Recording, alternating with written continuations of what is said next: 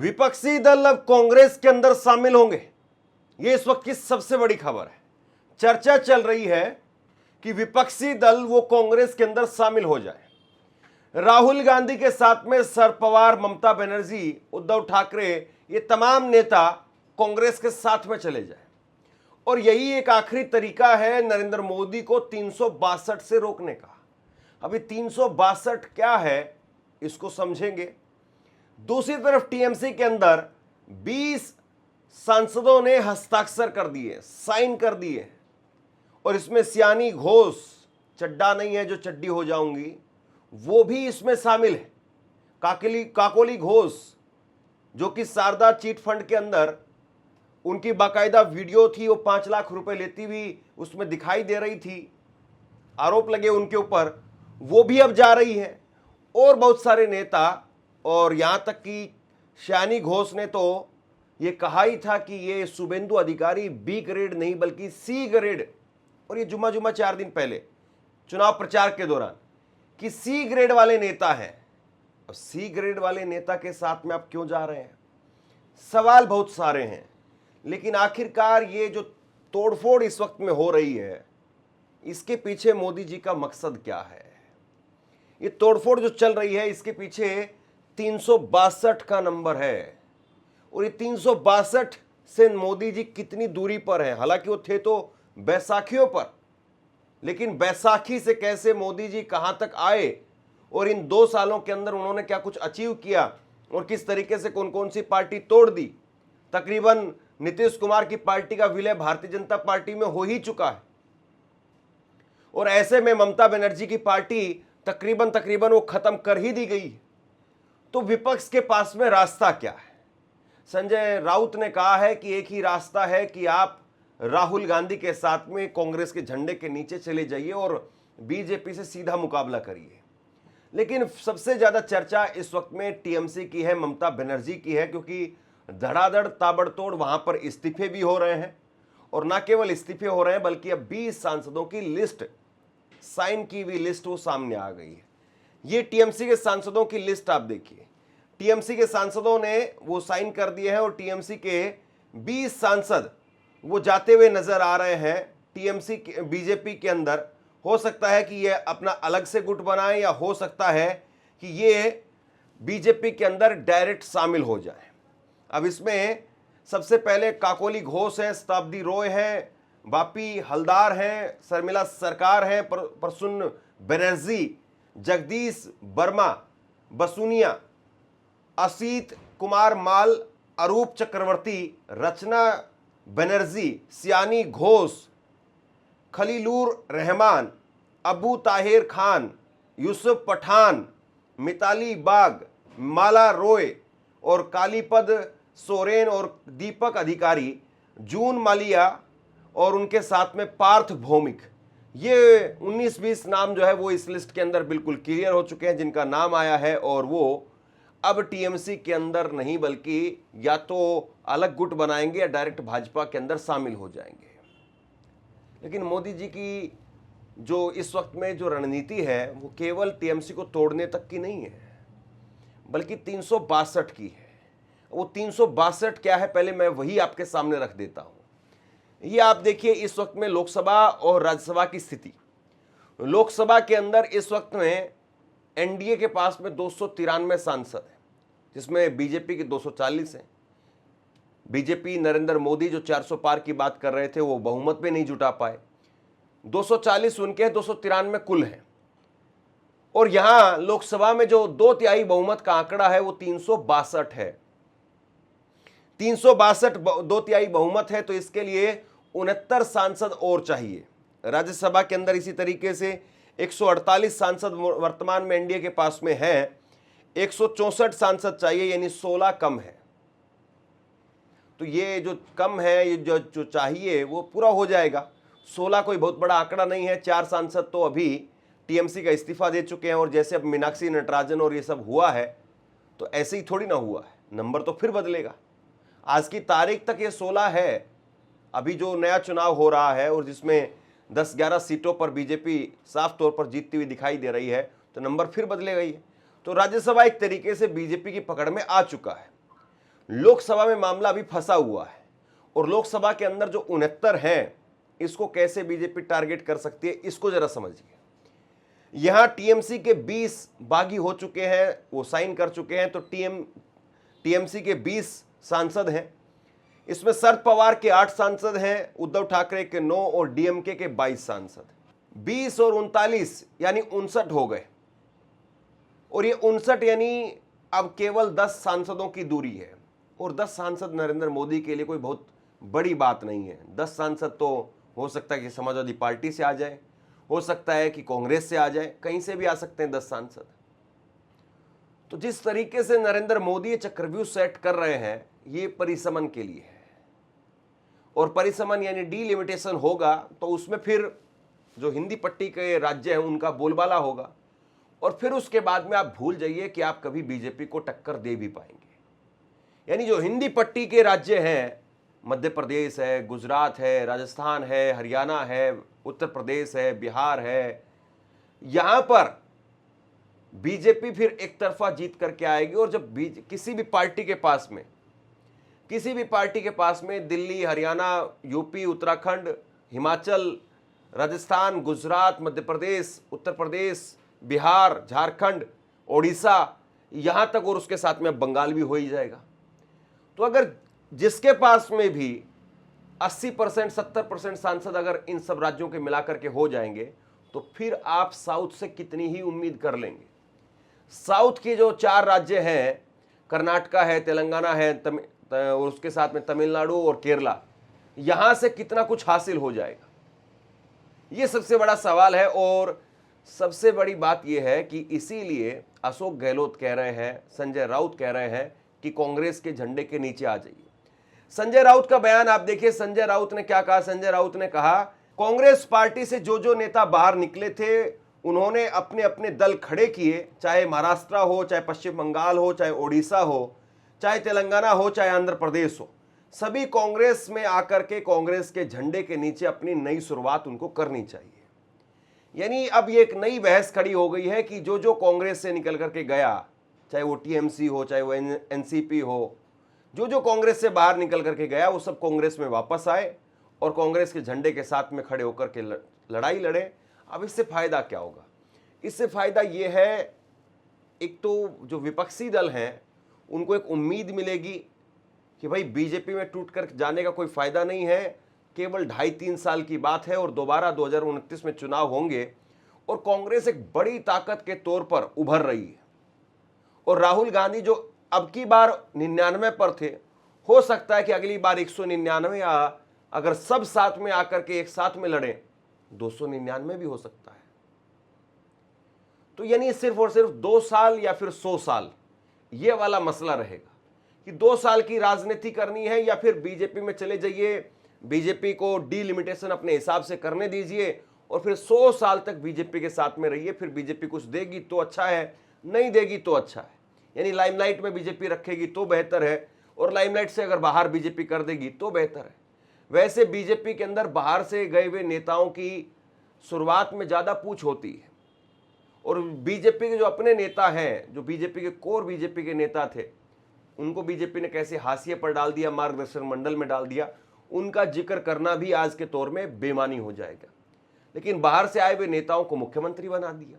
ममता बनर्जी कल तक कांग्रेस का नाम लेने से बहुत कतराती थी, गुस्सा आता था, लेकिन जब संकट में आ गई, जब उनके ऊपर हमले शुरू हो गए, उनको हराया गया, तब सबसे पहले उनको कांग्रेस की याद आ गई। होना चाहिए ऐसा। तो मैंने कहा कि आप, ये समय है कि कांग्रेस पार्टी से जो फैक्शन बाहर निकले थे, नेता बाहर निकले थे और उसने अपने अपने दल खड़े किए, चाहे महाराष्ट्र हो, चाहे पश्चिम बंगाल हो, चाहे उड़ीसा हो, चाहे तेलंगाना हो, चाहे आंध्र हो, सभी ने कांग्रेस में आकर कांग्रेस के झंडे के नीचे अपनी नई शुरुआत करनी चाहिए और कांग्रेस को मजबूत करना चाहिए। ये बात चली है, बात चलती रहे। अब इस पर अशोक गहलोत कह रहे हैं कि सबको एक साथ आना पड़ेगा, विचारधारा की लड़ाई है और जो पार्टी टूट करके गई थी उस पार्टी को आज कांग्रेस के खेमे में दोबारा आना पड़ेगा। जो पार्टियां कांग्रेस से टूटकर बनी है सर, उनके लिए संजय राउत ने कहा कि अब ऐसी पार्टियों को वापस कांग्रेस में सम्मिलित हो जाना चाहिए। मेरा तो मानना है कि ये पार्टियों का, संजय राउत ने कहा उस बात में दम है। वक्त आ गया, अभी लड़ाई लड़नी है डेमोक्रेसी को बचाने की। डेमोक्रेसी को बचाने की जब लड़ाई युद्ध के मैदान में हम लोग हैं, तो संजय राउत का मैं सपोर्ट करता हूं कि ये सब पार्टियों की जो रीजनल पार्टी बन गई, कांग्रेस अलग हो गए, उन सबको वापस शामिल होना चाहिए और राहुल गांधी को नेता स्वीकार करना चाहिए दिल से, पहले से। पूरे मुल्क में ये मैसेज होना चाहिए, अब इंडिया गठबंधन के नेता जो हैं वो राहुल गांधी जी हैं। ये मैसेज क्लियर कर होना चाहिए, तब जनता आपको कामयाब करेगी। वो देखती है एक तरफ नरेंद्र मोदी जी है, एक तरफ राहुल गांधी जी हैं। ये क्लियर कट मैसेज होगा, तमाम पॉलिटिकल पार्टियों ने मिलकर के राहुल गांधी को नेता स्वीकार किया है, तो आप देखेंगे कि वोटिंग पैटर्न बदल जाएगा देश के अंदर। वो अलग बात है, शिवसेना जो है वो कभी कांग्रेस अलग नहीं हुई थी, वो अलग ही पार्टी रही है। सीपीएम सीपीआई अलग ही रही है, उनको ऊपर में दावा कुछ नहीं कर सकते, ना उनको आग्रह कर सकते। पर बाकी पार्टी जो कांग्रेस से अलग होकर बनी है उनको सोचना चाहिए। सपा पार्टी है, सपा भी अलग से पार्टी पहले बनी हुई थी, उनको हमको शिकायत नहीं करते। तो मेरा मानना है कि कंट्री के अंदर डेमोक्रेसी बहुत खतरे में है, बहुत खतरे में है, बहुत खतरे में है। मैं बार बार युवा पीढ़ी को क्यों कहता हूँ कि आप विचारधारा के आधार पर आप लोग पॉलिटिक्स में आइए, चाहे छात्र हो या युवा हो। वक्त आ गया आपका, आइए, भाग लीजिए राजनीति में, समझिएगा सबकी विचारधारा, जो आपको अच्छी लगे देश हित में उस पार्टी ज्वाइन कीजिए, हमें कोई एतराज नहीं है। पर कम से कम आइए, इन्वॉल्वमेंट तो कीजिए। इतिहास आपको भी तो पूछेगा आने वाले वक्त में भी, आपके वक्त में आपने क्या भूमिका अदा करी थी। उसे बचिए नहीं, आप बचो मत, आओ भाग लो और अपनी भूमिका भागीदारी निभाओ। अब अशोक गहलोत की तरफ से ये कहा गया, इसके बाद में सौगत राय का ये बयान देखिए। सौगत राय ने एक न्यूज एजेंसी से बात करते हुए कहा कि मैं अगर मगर में नहीं जाना चाहता हूं, कांग्रेस के साथ जाना ही पड़ेगा। अगर बीजेपी से मुकाबला करना है, बीजेपी से टक्कर लेनी है, तो कांग्रेस का साथ इस वक्त में लेना ही होगा। फिर उनसे सवाल किया गया कि क्या 2029 के लिए ये जरूरी है, तो उन्होंने कहा कि नहीं, ये बीजेपी ने जो हमला किया है इससे बचने के लिए फिलहाल ये जरूरी है कि सभी लोग कांग्रेस के साथ में जाए और कांग्रेस के साथ में आकर के और एक साथ होकर के, एकजुट होकर के लड़ाई लड़े। तो अब कुल मिलाकर के सवाल इस बात का है कि क्या वाकई सबको बात समझ में आ रही है कि इस वक्त में अगर नरेंद्र मोदी के सामने अगर अकेले अकेले खड़े रहेंगे तो सबको तोड़ दिया जाएगा, और सब अगर एक साथ खड़े होंगे तो शायद नरेंद्र मोदी को हरा पाए, उनको ही तोड़ पाए। ये जो है वो बड़ा एक तरीके से सवाल खड़ा हो गया है और बड़ी बहस यहां पर शुरू हो गई। अब इसको लेकर के बयान सामने आता है सुप्रिया सुले का। सुप्रिया सुले कहती कि संजय राउत मेरे बड़े भाई की तरह हैं और मैं उन्हें जो उन्होंने जो सलाह दी है उनका सम्मान करती हूं। उनका सुझाव महत्वपूर्ण है, हालांकि है मामला आगे किस दिशा में जाएगा, भविष्य में क्या निर्णय लिया जाएगा, यह तो समय ही बताएगा।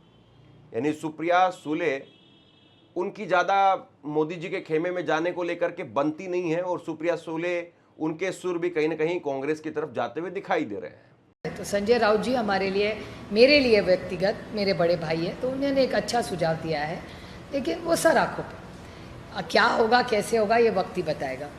और जो तृणमूल कांग्रेस में होता है वो हम सह चुके। पहले शिवसेना तोड़ी, उसके बाद एनसीपी तोड़ी, अब तृणमूल की बारी, तो हम ये भुगत चुके, इसीलिए हम तृणमूल के साथ। अब इसके बाद में बयान आता है सामने रोहित पवार का। रोहित पवार कह रहे हैं कि टीएमसी और एनसीपी उनका विलय हो जाना चाहिए और जो भी निर्णय लिए जाएंगे वो हमारे पक्ष के प्रमुख या टीएमसी पक्ष के प्रमुख वही लेंगे। जब होगा तब देखा जाएगा, शायद हो भी सकता है। जो भी निर्णय लिया जाता है हमारे पक्ष के प्रमुख या टीएमसी के पक्ष प्रमुख वहां पे लेंगे। जब होगा तब देखा जाएगा, शायद हो भी नहीं सकता, शायद हो भी सकता है। आज क्या इम्पोर्टेंट है, सब पक्ष के जो नेता है जो आज बीजेपी के विरोध में, तो रास्ते पे आना पड़ेगा और ये भाजपा के खिलाफ वहां पे लड़ना पड़ेगा। तो ये इस वक्त में चर्चा चल रही है कि साहब एक साथ अगर सब आ जाएंगे तो सब बच जाएंगे, और अगर अलग अलग रहे तो सब मारे जाएंगे। अब एक बयान जो है वो और चल रहा है, शत्रुघ्न सिन्हा का बयान है। शत्रुघ्न सिन्हा ने कहा कि जब ममता बनर्जी ने मुझे मेरे कमजोर वक्त में मुझे संभाला, मेरा साथ दिया, तो मैं आज की तारीख में उनका साथ नहीं छोड़ सकता हूं। लेकिन राजनीति है साहब, राजनीति में कब कौन किसका साथ छोड़ दे, कब कौन कहां तक साथ रहे और सुबह उठ करके किसका क्या बयान सामने आ जाए, कहा नहीं जा सकता है। सियानी घोष ने तकरीबन सबको एक तरीके से ये दिखाई दिया कि सियानी घोष जो है वो जब इस तरीके के बयान दे सकती है, शुभेंदु अधिकारी को सी ग्रेड का नेता बता सकती है, और बीजेपी को शुभेंदु अधिकारी के सामने उनको लेने में भी कोई हिचक नहीं है। शुभेंदु अधिकारी जो अपने आप को सी ग्रेड का नेता कहलवाते थे, अब वो ममता बनर्जी की इस नई नवेली नेता का स्वागत करेंगे फूलों का गुलदस्ता लेकर के। और सियानी घोष वो कोई परंपरागत तौर पर राजनेता नहीं थी, वो एक्ट्रेस थी, वहां से फिल्मों से वो आई और 2021 में ममता बनर्जी ने उन्हें अग्निमित्रा पोल के सामने लड़ाया, हालांकि वो हार गई, और उसके बाद में यूथ टीएमसी का जिम्मा उनको दे दिया गया, अध्यक्ष बना दिया गया। उससे पहले अभिषेक बनर्जी यूथ टीएमसी के अध्यक्ष थे, लेकिन अभिषेक बनर्जी को लगा कि ये कभी क्रॉस नहीं कर पाएगी, सियानी घोष जो है कभी क्रॉस नहीं कर पाएगी, और इसीलिए इनको एक बड़े संगठन का जिम्मा दे दिया गया। उस वक्त में इनका एक बयान भी वायरल हुआ था शिवलिंग और कंडोम को लेकर के। हालांकि अब वो उससे पलट गई, वो कह रही कि नहीं मेरी तो गलती थी, मैं तो 22 साल की थी उस वक्त में और मुझे कुछ ज़्यादा पता नहीं था। लेकिन जैसे सियानी घोष वो आई है बीजेपी के अंदर, ये मामला पैसे का है या ये मामला सुरक्षा का है? ये सब लोग जो आए हैं, 20 सांसद जो आए हैं, ये पैसा लेकर के आए हैं या फिर गारंटी लेकर के आए हैं कि 20 साल तक अब बीजेपी रहेगी और 20 साल तक बीजेपी के अंदर अपन भी आराम से रहेंगे, अपना काम धंधा करेंगे और बीजेपी हमें कोई दिक्कत नहीं देगी और कुछ न कुछ माल पानी मिल ही जाएगा। लेकिन क्या वाकई बीजेपी ऐसा करेगी? बीजेपी के पुराने नेताओं से पूछ लेना चाहिए कि बीजेपी अपने नेताओं को कितना देती है। जब तक जिसका इस्तेमाल हो सकता है या जब तक जिसका विकल्प या ऑप्शन ना मिले तब तक तो बीजेपी खूब घास डालती, लेकिन जब जैसे ही जिसका ऑप्शन तैयार हो जाता है बीजेपी उसके बाद में कैसे साइड में डाल देती है आप सब जानते हैं। और सियानी घोष को देख लेना चाहिए मिथुन चक्रवर्ती का क्या हाल हुआ। मिथुन चक्रवर्ती दादा वो खूब हुंकार भरते थे, लेकिन बीजेपी ने घास नहीं डाली क्योंकि उनका दौर बीत गया, उनके ऑप्शन बहुत सारे तैयार हो गए, उनकी जगह पर बहुत सारे लोग आ गए हैं, तो बीजेपी ने अब उनको कोई घास नहीं डाली। और मिथुन चक्रवर्ती अपने आखिरी समय में भी मतलब राजनीति के तौर पर और एक उम्र के पड़ाव में भी अब वो आखिरी समय पर है, तो ऐसे में उनको कोई सम्मानजनक पद मिल जाता, वो भी नहीं हुआ। तो कुल मिलाकर के अब जिस तरीके से ये जो बयान निकल करके सामने आ रहे हैं, क्या वाकई कोई बड़ा उलटफेर हो सकता है?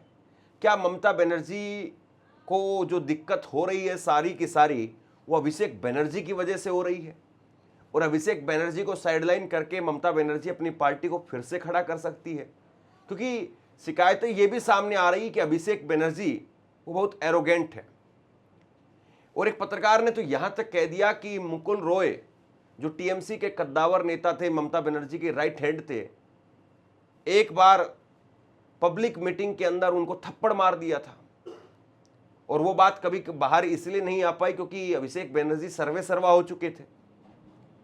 और अभी भी कल्याण बनर्जी ने जो बात कही, आपको चुनना पड़ेगा, आपको वफादार चाहिए या फिर आपको आपका भतीजा चाहिए। कल्याण बनर्जी बहुत बड़े वकील हैं, सांसद हैं, डट करके बोलते हैं, खूब जो है वो मिमिक्री और उन सबको लेकर के विवादों में भी रहते हैं। लेकिन इसके बावजूद एक सच ये भी है कि कल्याण बनर्जी ममता बनर्जी के सामने ही एक छोटा सा घर लेकर के उसी घर में रहते हैं ताकि ममता बनर्जी को अपनी वफादारी दिखा सके, ममता बनर्जी का विश्वास जीत सके।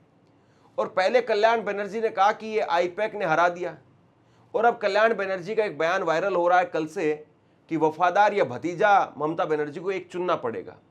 तो कहीं ऐसा ना हो कि बची खुची जमीन वो भी खिसक जाए। कल्याण बनर्जी वो वफादार नेता है, ये स्थानीय लोग वहां के बताते हैं, लेकिन ममता बनर्जी के पास में अब रास्ता क्या है? क्या ममता बनर्जी अभी भी अकेली रह करके लड़ाई लड़ पाएगी, दोबारा से पार्टी खड़ी कर पाएगी, या फिर अब कांग्रेस में जाना ही एकमात्र ऑप्शन बचा हुआ है? और ये बात सिर्फ अकेली ममता बनर्जी के लिए नहीं है, इसमें शरद पवार भी हैं, इसमें उद्धव ठाकरे भी हैं, इसमें और बाकी तमाम पार्टियां भी हैं। अब देखते हैं कि आखिरकार ये विपक्षी दल क्या फैसला लेते हैं। शेयर कीजिए इस खबर को और आप क्या सोचते हैं नीचे कमेंट सेक्शन में लिख करके जरूर बताइए। इस वीडियो को लाइक कीजिए और चैनल को सब्सक्राइब जरूर कीजिए। शुक्रिया, थैंक यू।